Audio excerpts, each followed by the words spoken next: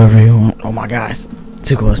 Alright guys, so hello everyone. This is Psycho Dude Horror, and this is my first video on the channel. I am not recording at my house because I don't have a proper mic yet. So my friend was kind enough to let me borrow his. So thank you. And he's here right now. What's up, guys? He's NV7. He streams on Twitch. So I will put a link to his Twitch in the description. So yeah, let's just get these creepypastas going.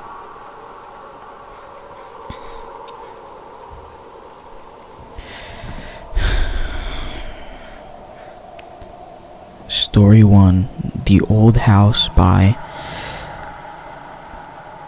Bat Outta Heck 821.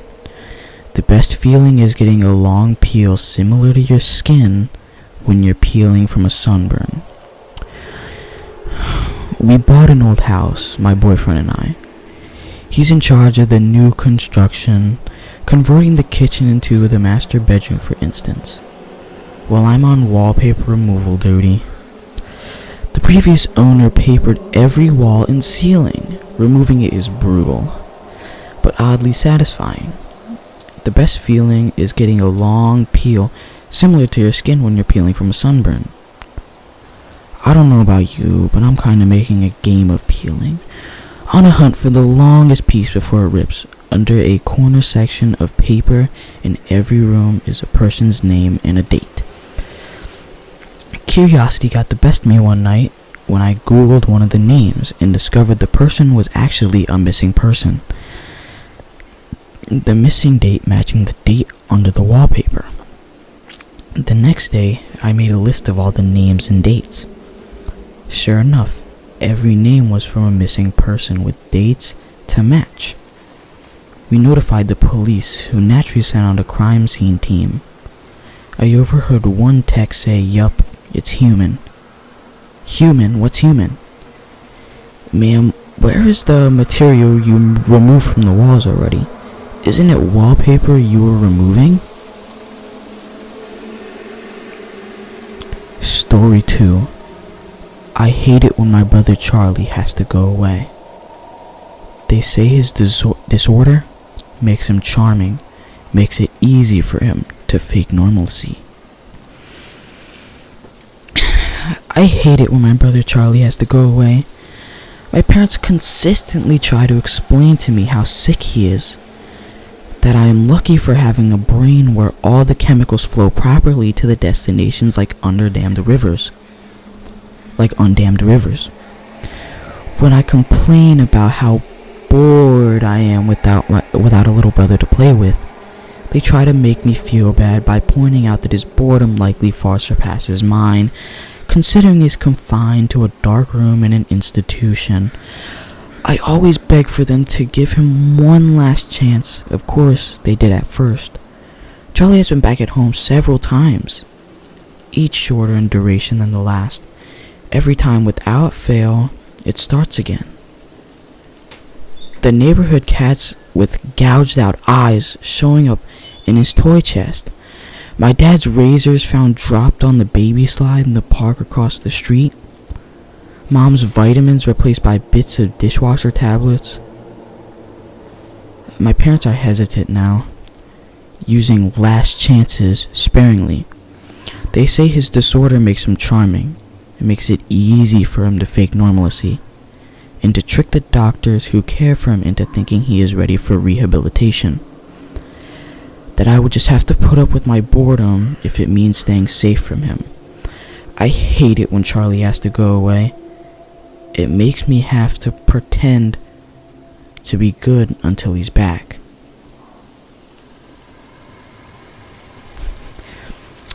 Story 3, Guardians by Dark Alligator. He knew they had just been protecting him.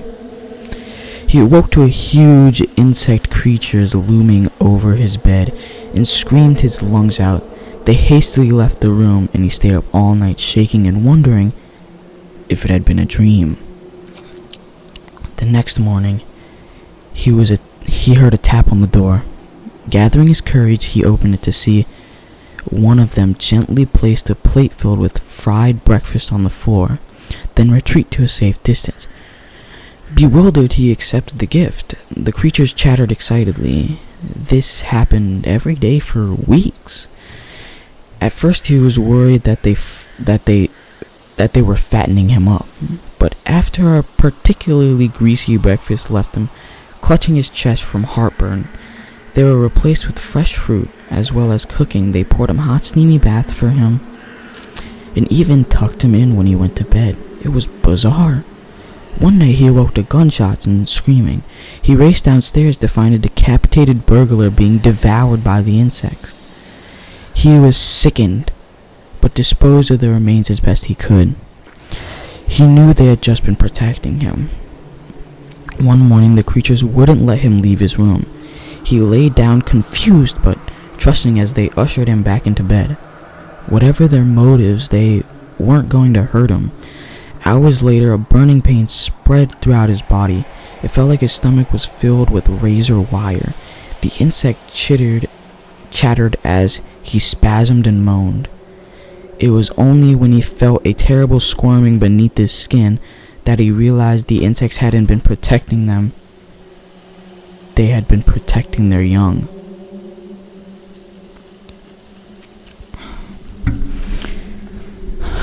Story 4. Seeing red, the first day of school. It's such a rush to see them and know their time is numbered.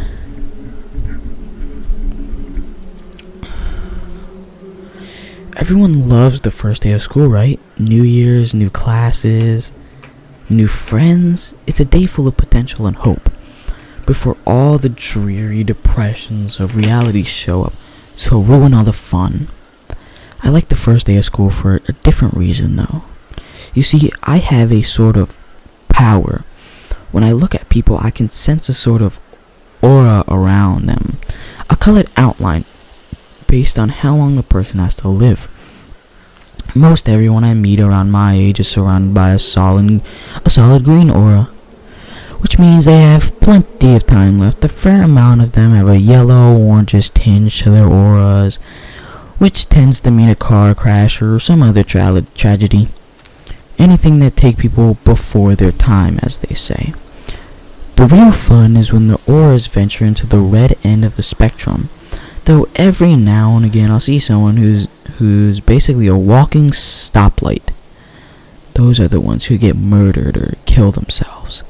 It's such a rush to see them and know their time is numbered. With that in mind, I always get to class very early so I can scout out my classmates' fates. The first kid who walked in is basically radiating red. I chuckled to myself. Too dang hard, bro. But as people kept walking in, they also had the same intense glow.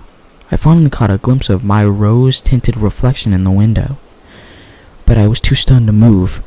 A professor stepped in and locked the door. His aura, a sickening shade of green.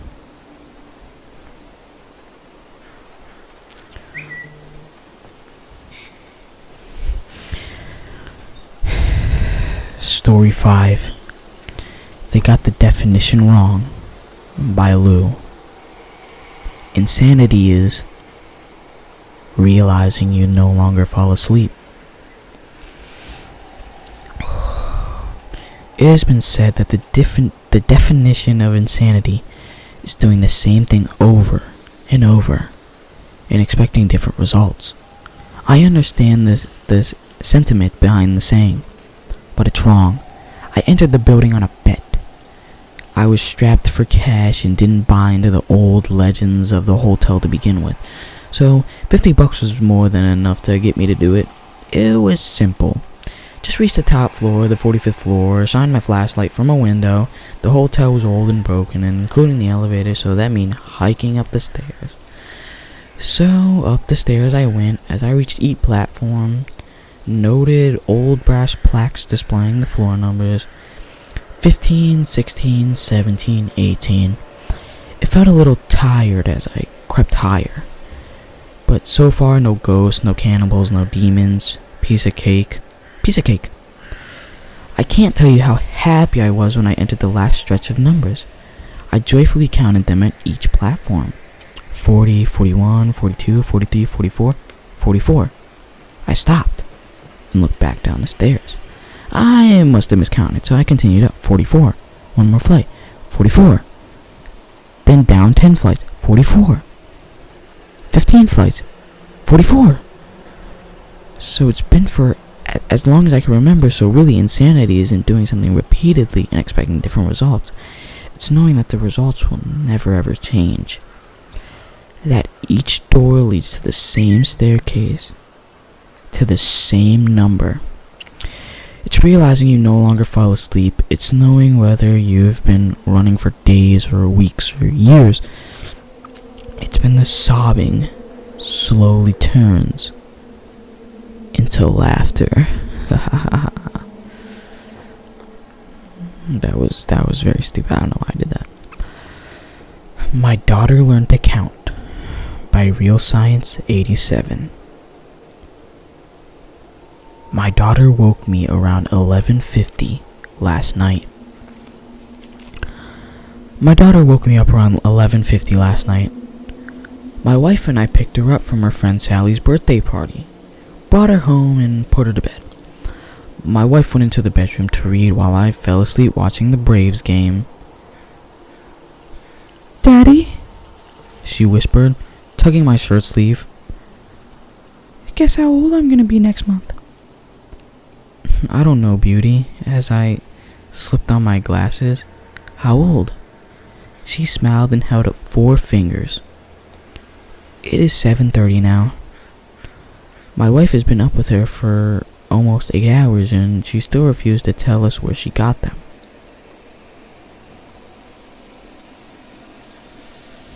Story 7, Timekeeper by Gridster 2. Eventually the watch began its final countdown. He had been given the watch on his 10th birthday. It was an ordinary gray plastic wristwatch in every respect except for the fact that it was counting down. That is all the time you have left in the world, son. Use it wisely. And indeed he did. As the watch ticked away, the boy now man lived life to the fullest. He climbed mountains and swam oceans. He talked and laughed and lived and loved. The man was never afraid, for he knew exactly how much time he had left. Eventually, the watch began its final countdown. The old man stood looking over everything he had done, except everything he had built. 5. He shook his hands with his old business partner, the man who had been long been his friend for confidence. 4. His dog came and licked his hand, earning a pat on the head for his companionship. 3. He hugged his son, knowing that he had been a good father. 2. He kissed his wife on the forehead one last time. 1. The old man smiled and closed his eyes. Then, nothing happened. The watch beeped once and turned off. The man stood, standing there, very much alive. You would think that in that moment he would have been overjoyed. Instead, for the last time in his life, for the first time in his life, the man was scared. Story 8. Story 8. There's no reason to be afraid by whoever fights the monster.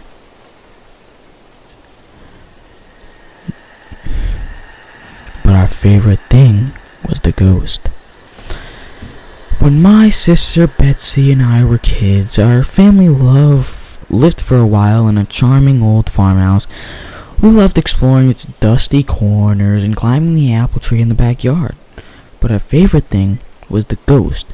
We called her Mother, but she seemed so kind and nurturing. Some mornings, Betsy and I would wake up, and on each of our nightstands, we'd find a cup that hadn't been there the night before. Mother had left them there. Worried that we'd get thirsty during the night, she just wanted to take care of us among the house's original furnishing. She just wanted to take care of us. Among the house's original furnishing was an antique wooden chair we'd keep against the back wall of the living room whenever we were preoccupied, watching TV or playing a game. Mother would inch the chair forward across the room towards us. Sometimes she'd manage to move it all the way up to the center of the room. We always felt sad putting it back against the wall. Mother just wanted to be near us. Years later, long after we moved out, we found an old newspaper article about the farmhouse original occupant. A widow. She'd murdered her 2 children by giving them a cup of poisoned milk before bed. Then she'd hung herself. The article included a photo of the farmhouse's living room, with the woman's body hanging from a beam beneath her. Knocked over was the wooden chair, placed exactly in the center of the room.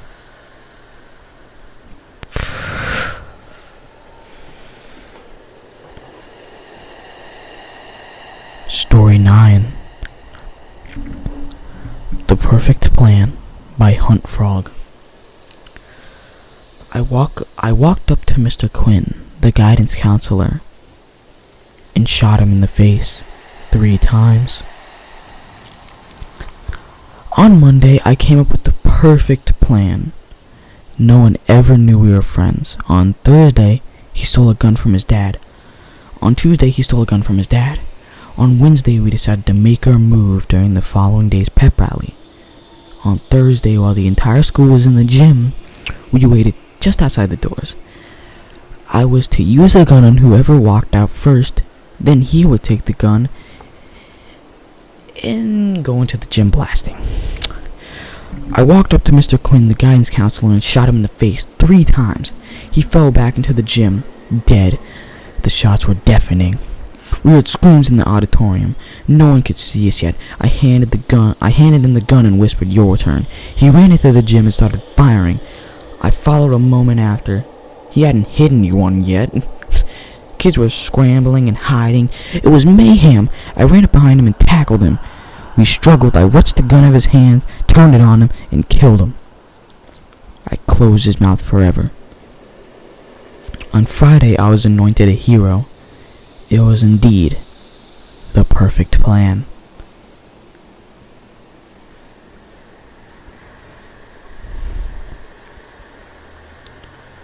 Story 10. This will be the final story I read for today. So I hope you guys enjoyed. And again, thanks to my friend NV7 for joining me today during this story time and these 10 creepypastas. So before we get into this last one, leave a like and subscribe, and I hope you guys enjoyed. And let's get this 10th story on. Warrior of God by KMA Poke. I killed the monster you don't ever want to know about. If God exists, why is there so much evil in the world? It's a common question, but it is misplaced. All things must have balance, light and dark, good and evil. Sound and silence. Without one, the other cannot exist. So if that's true, then God does nothing to fight evil. That might be your follow-up question. Of course, he fights evil relentlessly. I am Darthelion, one of his most holy and righteous angels. I roam the earth, disposing of evil wherever I find it. I kill the monsters you don't ever want to know about. I crush them completely, so you can sleep at night. You humans have no idea how many of you live because of the work I do. But what about Stalin, Hitler, Ted Bundy, Jack the Ripper? Well, those are the minor ones I had to let live for balance. But the ones I destroy are too horrible and vile to survive. What's funny is, while I would wager you never have heard the name Dardelian in any religious texts, I bet you would have heard heard of me. Americans, for example, have their own name for me. Sudden infant death syndrome. Well, that was the final story, so I really hope you guys enjoyed this creepypasta story time and these 10 stories that I read with you guys. I hope you guys enjoyed them, and I hope you guys enjoyed listening to them. Remember, leave a like and subscribe. And thank you to my friend NV7. I'll leave a link to his Twitch in the description, so you guys can go follow him there. And I shall see you guys in the next creepypasta story time.